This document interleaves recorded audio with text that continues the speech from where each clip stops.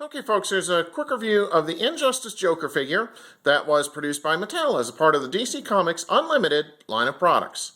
I picked this up at Walmart for $15.97.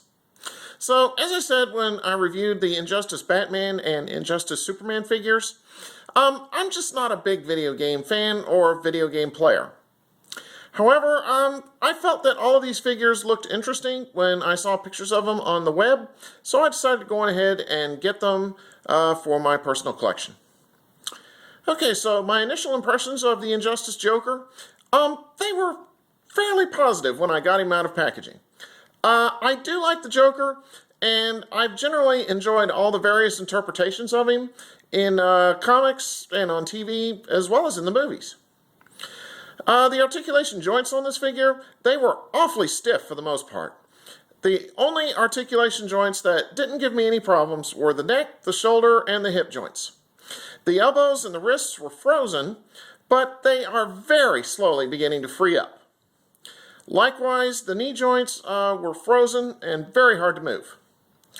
There is ankle articulation on this figure, but it is very restricted due to the pant leg being sculpted billowing outwards. And also, there's an additional articulation joint just above the knee. The leg movement is restricted from backward movement, and there doesn't appear to be any waist or mid-torso articulation on this figure.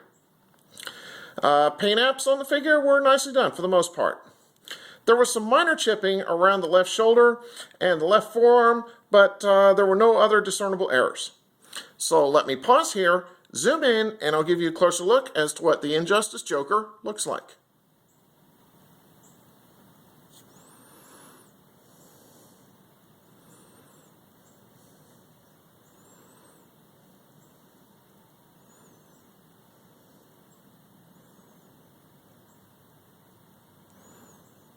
Okay.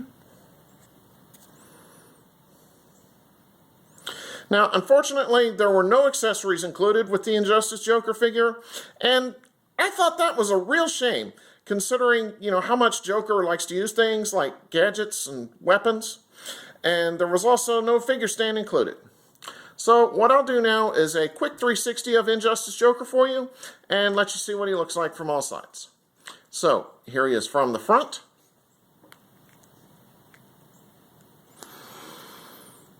Okay, here he is from the left.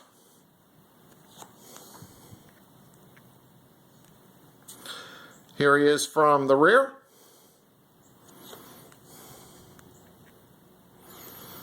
The right-hand side. Finally, here we are once again, facing forward. So overall, I have to say that this figure is it's okay. It's not an overly bad-looking Joker figure, but what does irritate me about this figure the most is the lack of accessories. Because as I said, Joker's known for using gadgets and odd weaponry in his confrontations with Batman and the other DC heroes, and not seeing any accessories here with this figure, that was very disappointing. However, I will admit that I have not played Injustice, so perhaps Joker, he didn't use any weapons in the game. If you have any knowledge of that, please feel free to let me know in the comment section below. Anyway, the articulation joints were also very painfully stiff, but I'm hopeful that they'll eventually start to free up with repeated movements. So, therefore, Injustice Joker, he gets just a good rating from me. It's not a great figure, but it's not terrible either. Okay, so on that note, take care and stay tuned for my next review. Have a good one.